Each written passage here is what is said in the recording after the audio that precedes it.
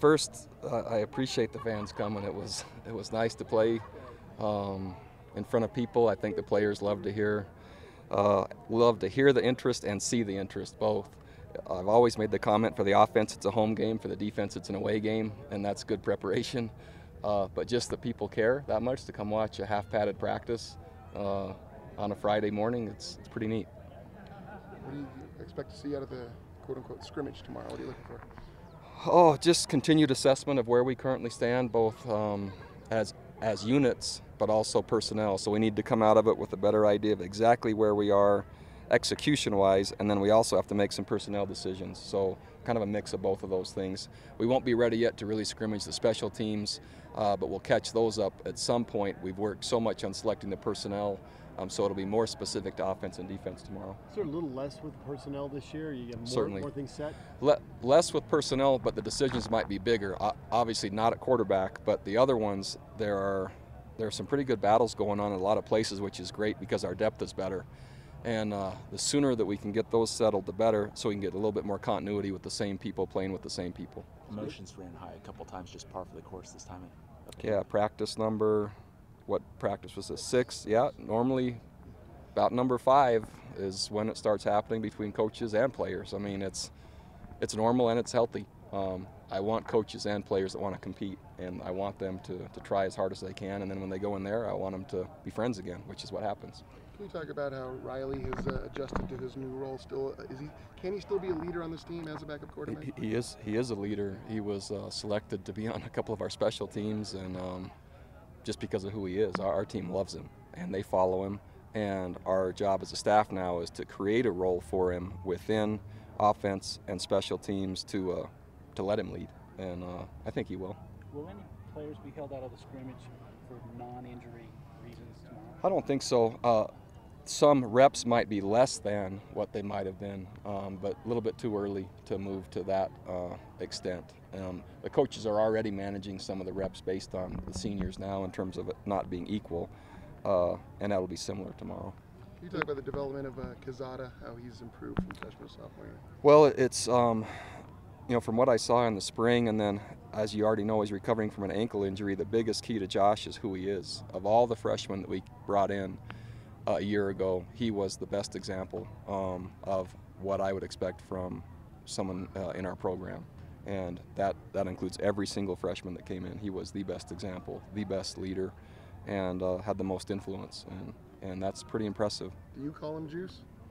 I call him Josh. Okay.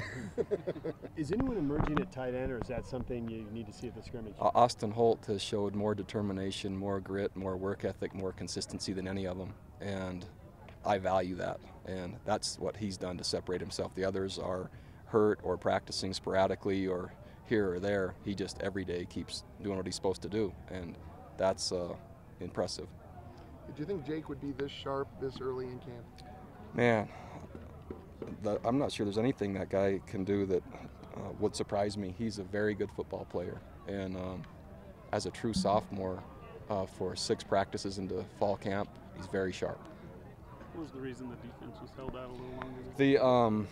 We have a point system defensively that we score every single rep for the entire practice, so every drill. And then we grade it, and there's a point system, and if they come out in the negative, then they have to do something until they have a clean slate, and so they were paying for yesterday. So the offense won this morning then, you would say? No, that wasn't today's practice. It was yesterday's practice, and it's collective. So let's say in a one-on-one individual drill that an offensive lineman beats a defensive lineman, that's one against the defense collectively. Let's say a defensive back gives up a touchdown pass from the 5-yard line. That's one against the defense. So everything each defensive player does, the entire group is accountable for, and it's just something I believe in. Ross Apple has obvious physical skill, but does he do the little things the way you want them done, blocking, route running, all that? Learning, but more important, willing. And there's a difference. Some are learning but not so willing. You have to kind of force feed him. He wants to be a great player, and he wants to really help our team, and he's learning how to do it. And very, very coachable, and so a work in progress with great potential. Coach, you would expect the JUCO transfer who had a redshirt year to be in the mix. Tell us where Daquan Everett is right now for you. In the mix, and really impressed with the maturity of Daquan. He's been recently married and had a great academic semester and just seems to be settling in. And again, just kind of quietly staying the course, and the guys are having a hard time shaking him. He just keeps staying in there, and he'll have to make a few more plays to emerge as the player there. But right now, he's one of 3 being considered. Okay. I guess Pendleton's going to go this afternoon. Tell us a bit how you're handling this first week and how you plan to handle camp with him. I trust him, and so between Jordan, the trainer, and myself, it's when Jordan says I can go and the trainer says he can go, then he goes, and when he can't, then we just move on. And it's great to have the depth to do it, and he's earned the right to do that. He's not receiving special treatment. He's receiving treatment in relation to managing his injury for 12 weeks, and that's injuries or health for 12 weeks. Is Ziggy in the 2 deep, or is he Yes. situational? He's in the 2 deep as of right now, and he's getting better every day. For a guy that's only played 1 year of football, he's a pretty impressive guy. Do you follow any of the news coming out of your opponents' camps, especially the September opponents? One of the things that I've done this year, really at my wife's request, because sometimes I don't communicate so well at home. I don't know if you guys are like that or not, but she's wanted to know more what was going on. So Brett Pine simply scans all of the stuff that's being written, gives me basically 1 sentence in an email. He sends it at night, so I read it first thing in the morning. And so I read, I think, 2 sentences about Ole Miss. One when their first day in pads, I don't think they were too happy with it, and I don't even remember the other one. So again, 1 sentence worth of summaries is all I have time for.